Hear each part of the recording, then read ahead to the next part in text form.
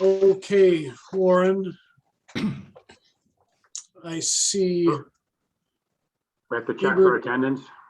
Giebert, Bachhuber, Potter, Pullman, Urban, and Berger. And Dan Ramsey had contacted me earlier to say he was not going to make it. So we have a quorum of 6. And Susan is here too, right? Yes, Yes, Okay. but she's not on. I'm not on the Remember. committee though. Water Resources. Oh, I that's just right, want no. to listen and be informed. no, I was thinking of Julie, actually. Yes, Julie Urban is here. Okay, good. So the first item then is approval of minutes from 7/21. So I will move to approve the minutes of 7/21 as written. So, Okay, we have a second. I second. All in favor? I, Aye. Minutes are approved. Okay, the first item then is the Bruce Company redevelopment.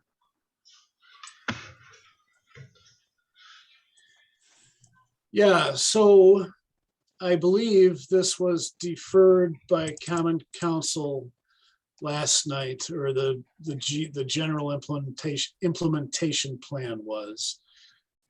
You know, this is multi-lot redevelopment, you know, basically on the current site of the Bruce Company's facility off of Parmenter. A lot of moving parts to it, and I believe what Plan Commission asked you to comment on is pretty limited in scope. You know, so I think there's a lot of pieces left to this negotiation, but not really what you guys need to worry about. You know, it's a mixed-use development plan. Last I saw, which is represented here, is for some parkland, you know, which would basically be adjacent to a little bit adjacent to the Beltway corridor, but mostly adjacent to the Creek corridor. I think I saw Jake Buns was on the line. I don't know if, Jake, if you want to add anything, maybe you can hop in after I finish my. Oh, sorry about that, my dog.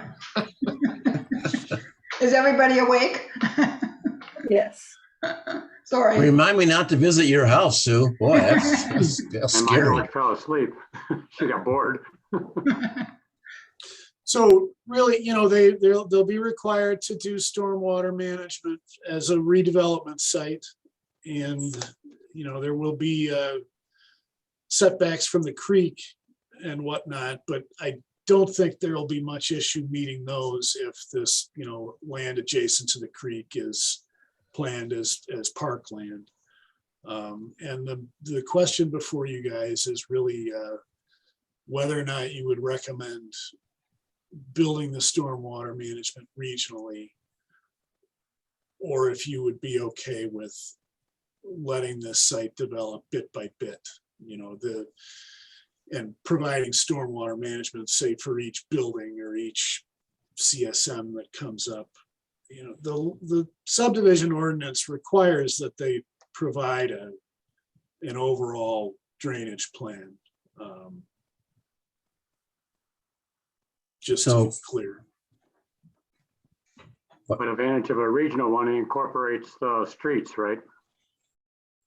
Well, that would be a question. If they're not doing it regionally, where would the stormwater management be provided for the portion of this that's going to be dedicated as public right away? So we can, if it's regional, we can require that to be incorporated into the regional management approach? Well, you can make that recommendation. Okay. My only other question quickly, Eric, is that if we go regional, which I support, does that still mean it's a private facility maintained by the private landowner? Well, I think that would be negotiated, but that's certainly the current city position, as I understand it, is that, yes, they would be private and privately maintained. Eric, this is Warren. I assume the regional plan is that pond in the bottom left-hand side in blue? No, No. Well, Susan, maybe you have more recent information than I do. at council, one of the things, and this has come before Conservancy Lands, is that the stormwater facility not be built in the parkland. Right. Yeah, Oh, so there were still moving parts to this, and one of them was the amount of parkland to be dedicated and whether a portion of that would be occupied by stormwater management facilities. So This where is would it Caroline. go, Susan? Pardon? Where would it be, a detention pond be located? We didn't consider that. This was in terms of parkland being fully usable as parkland and conservancy land and not functioning as stormwater features. Right. The developer is required to donate a certain amount of acreage for parkland based on the total number of units. And I think we were talking about it's at least 18 or 19 acres, which clearly they can't dedicate. If they can't dedicate everything, that amount of land, they will have to provide fees in lieu of the dedication. So they could put the stormwater pond there, but not dedicate it, I could see, Oh, I see. as parkland. Well, would there be a better place for the stormwater pond than in the park? Putting the parkland issue aside, the natural drainage is mainly towards the creek. So what's shown on this concept is a natural spot for stormwater detention. Can Beerbecker do an analysis of the stormwater management with regional detention versus building by building detention? Then we could see which one is an overall. Took up more space, you mean? Or- Well, because your question to us was, should they do regional or should they do it site by site? Yeah. And I feel like I can't answer that question until I know what the answer is, like what's the ramifications are. volume control and the peak flow control from each So option. Eric, can I hop in here? Jake Buns with the development team with T-Wall and Yeah. Bruce Company. Warren, you want to have Jake speak? Yeah, that's fine. Yeah, just for some clarification, the plan itself, this is an older plan that's in front of you right now. There's been quite a few changes since then. And I think just from our meetings with the 3 different committees, plan commission, and a couple common council meetings, the plan has just been, the site plan itself has just been in motion a lot. It's hard for us to nail down stormwater when we don't know, where the buildings are going, how big the buildings are going to be. We're trying to dial it in as much as we can, but we just haven't gotten to that level of detail yet. So I'd be happy to answer any questions you have pertaining to, how far we've gotten along with the design development of this plan. But yeah, I'm here to answer anything. Can I add one more comment? Bruce Company's made it pretty clear that currently all of that land is pretty much already impervious. Yeah. And I don't know if there's some sort of, I know I've heard different statements made about what they would be required since it's impervious land versus planning it on or building all of this on fully pervious land. Yeah, Susan, I think the way it's presented, there is a reduction in impervious But they would still be required to meet redevelopment, Right, per the ordinance. So it's not yeah, as stringent as for new development, but there are stormwater requirements. yes. And Caroline, getting back to you, the main problem with building it regionally, I guess, would be is if this takes 10 years to build out, are we running those 6 different construction sites through a regional facility? Can we put it, if we try to build an infiltration facility, can we put it fully into service prior to, everything being built out? Or would it be more of a, construction sediment basin that's being cleaned? Right, right. Yeah, I would recommend not putting it fully online until the site is fully stabilized. Also, from a Bruce Company standpoint, while this site gets built out, it's going to be built out from east, the right side of your screen, to west. And they plan on still using, the top northeast of this site plan right here is their current garden center, retail, and office operations. The rest of it's what they use for their field operations. So their plan as a business is to slowly phase their field operations out of that back portion, that larger back portion of their site, and move them elsewhere. So building regionally, if that is what you guys opt for, or what you're recommending, it would just have to be worked out with the Bruce Company itself in a way to put it in a location that not only fits the future plan of the site, but the current uses of the site being the Bruce Company's field operations.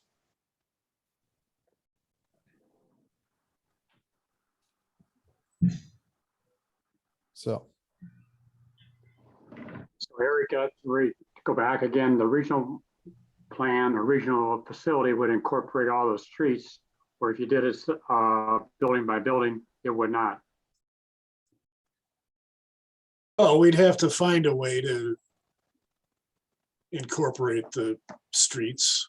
I'm not sure Well- how that works, Warren, but Well, answer the, I think we've missed that in the past. I think that's part of our problem. so I have a Yeah. question here. And again, I know it's a little bit of apples. If we're doing it, if this were a new site plan, a new development subdivision, and there were going to be streets dedicated, the stormwater management plan would incorporate all the impervious surfaces, right? sure. Yeah, and I realize this is redevelopment. We've not come across this before where we had to talk about the public right of ways. I don't know. I don't know, Jim. I guess obviously. Yeah, I know you're you're the long-term guy here. These kinds of things could certainly be incorporated into the developer's agreement. Well, that's certainly my recommendation then, yeah. So we have no idea how much the flood peaks will increase at this point.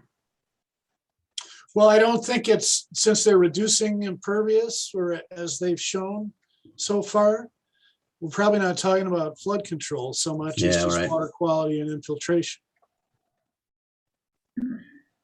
Well, Good it looks point. to me like a lot of buildings that aren't there right now. Yeah, Well, but the whole landscape yard for Bruce, I believe, is essentially paved. almost the entire current site is paved right now. Like I said, they have a bunch of trucks back there, Bobcats, all their heavy equipment, machinery. This definitely provides a lot more green space. I don't know the exact numbers to that. But so Warren, even without any management, overall, they're decreasing the curve number just by the change in surface cover. Okay. That makes sense? Nah, I'm not sure. Well, I mean, we're looking at something that's not even correct right now. He said that the plan's been revised, so. no, if you look at the current air photo, you'd see nearly 100% impervious area on that same shape. Oh. Okay, So why aren't we looking at a current map or current plan? Well, this is the best I had, Sue. I asked Veer Becker to come to this meeting and they declined. Jake, who was just speaking, is with the developer.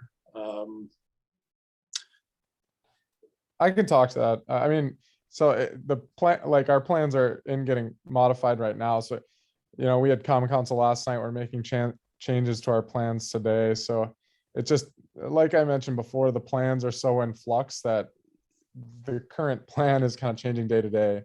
So it's just hard to get, you know, a set, you know, a full set like this in front of you guys when our plans are changing day to day. So. so the city wants us to decide whether we want a regional one or site by site. That's what we're supposed to do, Eric? That's what I asked. You could defer. You can, I think Julie has a question though, Warren. Okay, This- Julie. The staff recommendation is the regional approach, isn't that right? That's correct. And could you tell us what the argument for that is? All I've heard is an argument against it. So what is the argument for it? The argument would strictly be space efficiency in my eyes. Well, let me ask you, Eric, the other benefit would be if you have to inspect and make sure that thing is performing as it's supposed to, you get to go to one or fewer sites than multiple smaller sites and deal with. That's a great point, Jim. I think at the last meeting, I was just talking about how much time we're spending tracking maintenance of private stormwater facilities. So this would potentially be, you know, 3 ponds instead of 8, Yeah. 10. Mhm. I don't know how you can incorporate streets into a site by site plan, where regionally I know you could do it.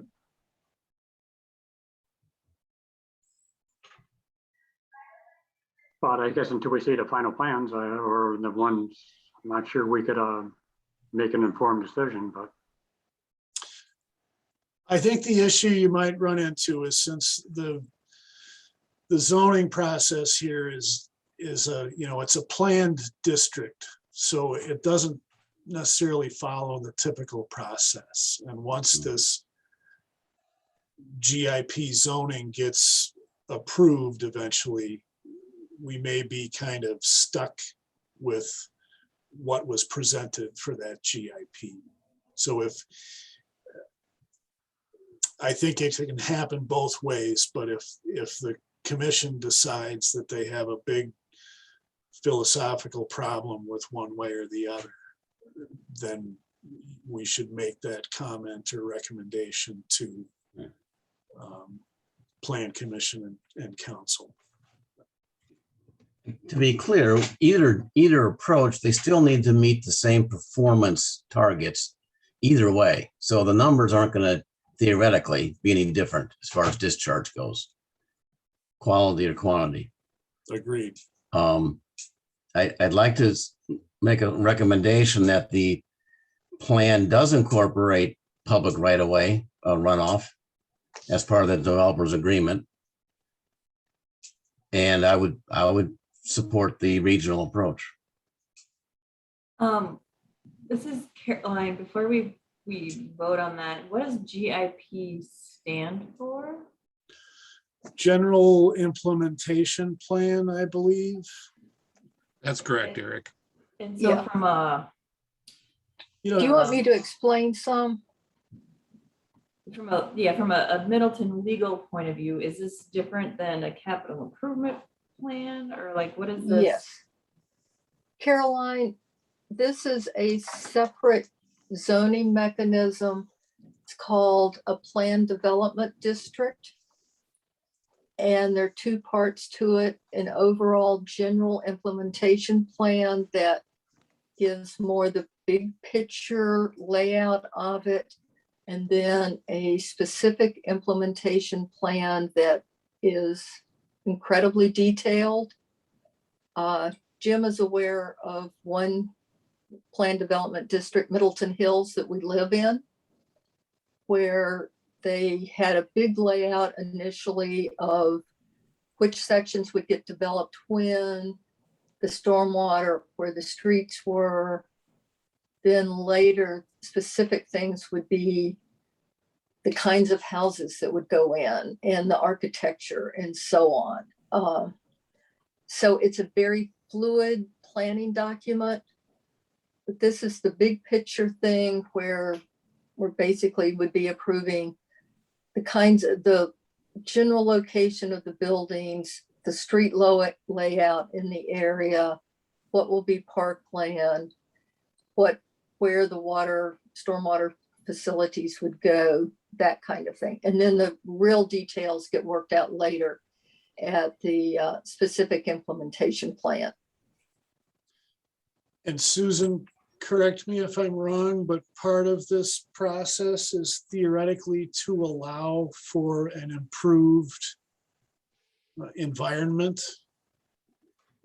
And I don't necessarily mean green, I mean traffic flow, parkland, stormwater management certainly, but theoretically we could ask for higher stormwater management requirements, correct? That I'm not sure of. This is just a unique way of doing development. So it's getting rezoned from B3, which I think is highway business, which is basically filling stations and things like the Bruce Company and Culver's and that sort of thing. So they could, it would need to be, for what they're planning, it would need to be redeveloped from B3 to at least residential and partly business. So this is a way to do a big, huge project and have it sort of as one cohesive thing.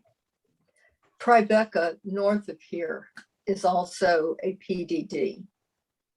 And there's zoning documents for it. So the committee's already gone through that zoning a long time ago. And back to what I said earlier, Tribeca has taken quite a while, right? Yes. Okay, is there any more questions? Is there a second? I did not make a motion. What I is just the made, motion? Motion. I thought someone made a motion for, didn't you, Jim? well, I didn't make it in the form of I will I guess to recommend a regional stormwater management approach with the request that the developers agreement include management of all public right of way. Okay, is there a second? I'll second. Ken Potter. All in favor? Aye. Aye. Opposed? Okay, the motion's carried.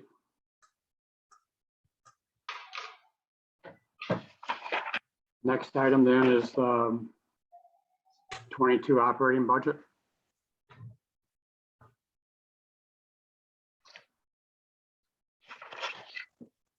Okay. This should look very similar to last year's, almost identical, just slight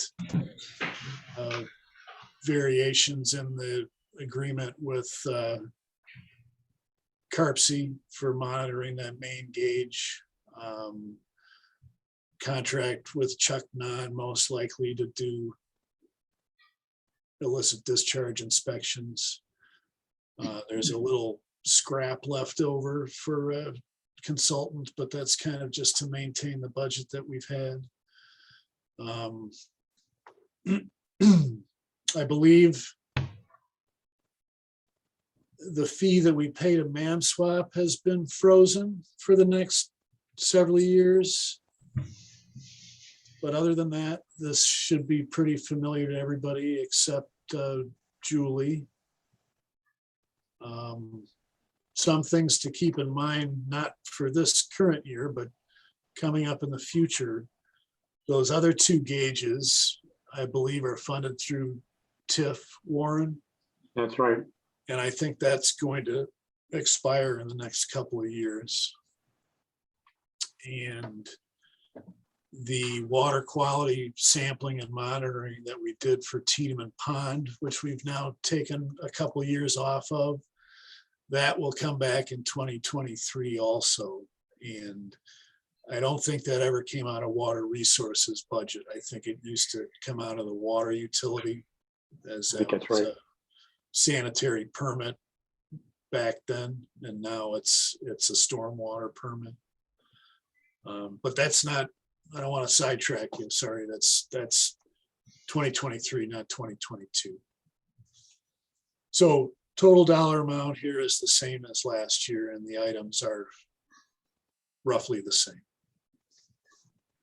For maybe probably Julie's information that Dane County water quality monitoring is with it goes through the county, but actually it's money just passes through the county, goes to U.S. Geological Survey, and USGS matches it on not on a 50-50 basis anymore, probably 60-40. So that's part of the cost of the operation. And also for Julie, we're in an organization called MAMSWAP. If you're not familiar with what that is, it's a group of municipalities surrounding Madison, and we share services. What we're charged for here is outreach and education types of things. There's a lot of programs that are run through MAMSWAP. Thank you. As required by your city stormwater permit. Yeah, we actually share a permit.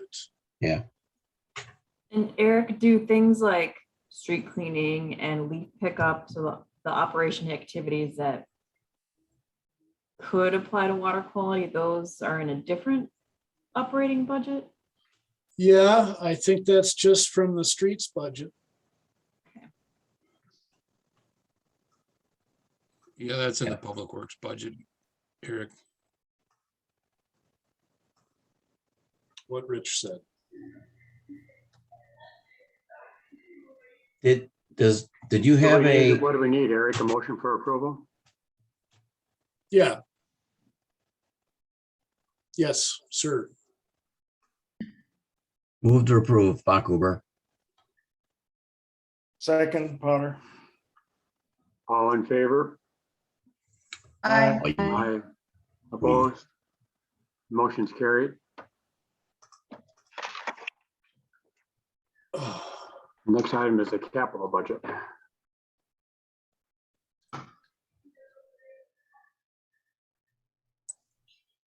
All right. Funny to me here, but the adaptive management fee is included in the capital budget. This is a very small increase from last year. And then the rest of these listed are capital projects. The first two, I think it would be fine if you recommended I take them off of this list and only put them on the ARPA funding list. And then the next priority, which is kind of based on last month's meeting, would be ESSER. And we could move to Confluence. I did go back. I think Caroline asked the question last month about South Pond. And South Pond got caught up in the web of stormwater utility funding. The discussion being whether or not we could change the dimensions of the throat at the upstream end of the pond. So that's kind of why that got pushed farther back down the list. We could bring it back up if you would like. The reality is, outside of number one, probably nothing's going to get funded, right? Well, I don't know, Warren. I really don't. Did Susan leave? I think it must have. Yeah, looks like. Yeah. I mean, I think we should keep a strong list of priorities. Sure. Yeah. But I don't think we have to, I don't think we have to debate real seriously which one goes where, because more than likely it may not happen. And if anything happens, Misty Valley is probably number 2 anyway. But Well, this is Gurdeep Rada, if I could say a couple of words. I would say you should decide on the priority which you want, and then I think City Council will see how much money is available. So I think if you make strong recommendation, then there should be a possibility of funding it. Thank you.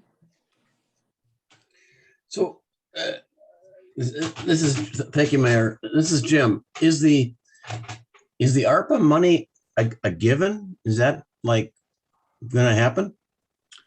Oh, absolutely. Yeah, that's $2.1 million would be coming. So they get, we have already gotten half of it, about $1 million. Then we got about 1.1 million next year. So. All right. So this is a question maybe for Richard and Eric. At the risk of opening a can of worms, the Misty Valley and Hidden Oaks would get done. And you're showing it on the capital budget, but the council's going to just assume that ARPA's going to take care of that, right? Well, Jim, that 1.1 million is not all for stormwater. We're competing with, and Mr. Mayor, you can step in here perhaps. We're competing with some equity initiatives that Mike Davis has going, and there's some sustainability stuff with solar power at some utility facilities. And I think that, you know, if we're lucky, they'll approve one of these, and maybe the second one with the second half of the ARPA funds. Mm-hmm. But I'm not sure. Yeah.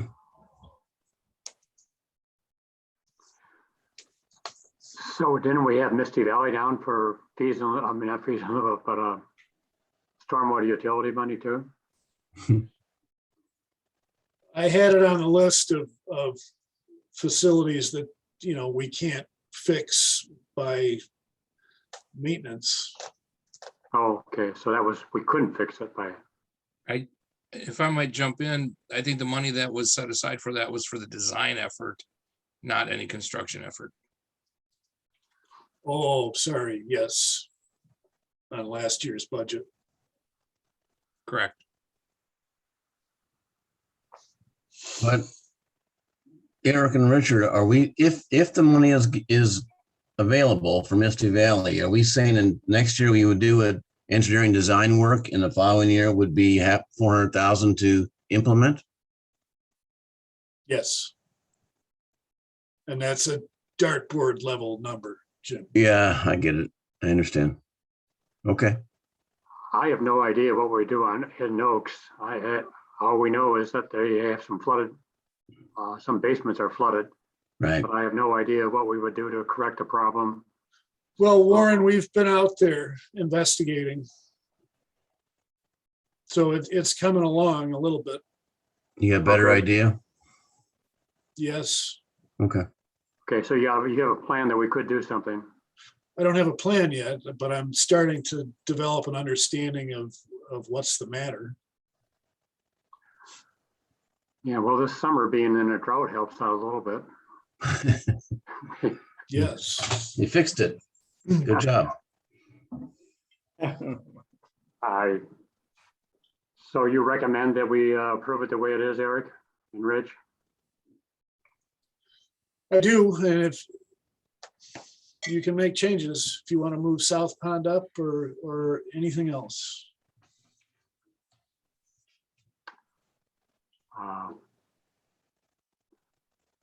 So I'll make a motion for acceptance of the way it is, or make a change. Was that a motion, Warren? I'll make a motion for approval. All right, I'll second it. All in favor? Aye. Aye. Opposed? Okay, the motion is approved. And the last one is a zoning ordinance update, and I guess that's something you want to bring up, Jim, or Eric, maybe you want to introduce the topic. Well, we are just starting the process of revamping the zoning ordinance. I think Mark Opitz told me he thought it would take about a year. I don't know, sounds a little optimistic, but Jim caught wind of it and wants to weigh in. Yeah, and this will just take a minute. There was an announcement that came out from, I think from Mike Davis, just asking, there's some workshops being set up right now for taking some preliminary, I don't know, discussions on what the ordinance or the zoning code, can and should do or would do. But yeah, like Eric said, it's going to be a long process. My interest is that I've been working with, and Caroline knows this too, with City of Madison for over a year on this very thing. Now, it's turned around. In other words, we're looking at stormwater management approaches, innovative ways to go about this, some, opening up some different doors that we don't have to us right now, and looking at assessing where the zoning may have some impacts or prohibitions on ideas or approaches for stormwater management that we may want to consider. And so the point I'm trying to make here is that I want to make a request, formal request, that in some formal way, the Water Resource Commission have a considerable involvement in the ordinance process, revision process. I'm talking about things like minimum street widths. Okay, there's ordinances or there's zoning code about minimum street widths. Well, we all know if we can reduce street widths, and there's good reasons for these things. I'm not just saying they're just willy-nilly, but stormwater traditionally has not been part of the consideration when you talk about street widths. You talk about fire and safety and traffic flow and velocities and safety. There's not one of the concerns, generally speaking. I don't know what Middleton's are specifically, but my point is that's something, an example of something you may want to reconsider if this zoning code is going to be revised over the next year or so. Minimum parking requirements. Certain buildings, commercial buildings, have certain parking requirements. Well, are those necessary? Are they too much? Are they too little? From a stormwater point of view, the less impervious area, there's benefits to that. Landscaping requirements, pervious pavement allowances. There's all kinds of categories here. I won't go into them. But the point, my main point is I'm making a request that either through Warren or the committee itself, that we have a communication with Mark Opitz to develop or implement or have some formal sessions where the Water Resource Commission can have dialogue with that process. That's it. Sounds good to me. Caroline, you want to add anything? I like the idea. And if you want to do it, Jim, that's fine with me. I would be interested. You're the most knowledgeable of the process probably, so it seems like well, we got some other experts on the screen here, just smiling. yeah. So I'm assuming, Eric, if this were to happen in a workshop atmosphere, we can't have quorums, all that kind of stuff. So it'd be some kind of subcategory of I can process. figure out how to make it happen, Jim, and report back to you guys. Okay. So just if I could add one, there is a workshop tomorrow if anybody wanted to participate, but that is an in-person workshop, so. All right. Do we need a motion on this, Eric? I don't think so, no. You can, I think, just direct me to research how to get this working, and I will come back to you with a plan. Okay. Thank you. Jim, I will say, when I moved up to Madison 16 years ago, the first thing I noticed was how wide the streets were. Yeah. I know, it's.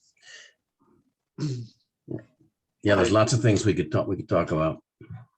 Where'd you move from? I drove through Hidden Oaks this last year, and I was surprised how narrow the streets are. Well, that's like Middleton Hills with rear loading and spots and all that. Right. I came up from Champaign, Illinois. Ah, Good place. Okay, if there's nothing else. We need a motion for adjournment. So moved. Got a second? I'll second it. All in favor? Aye. aye. Aye. See you later. Yeah, have a good evening. Thank you. Thanks, everybody.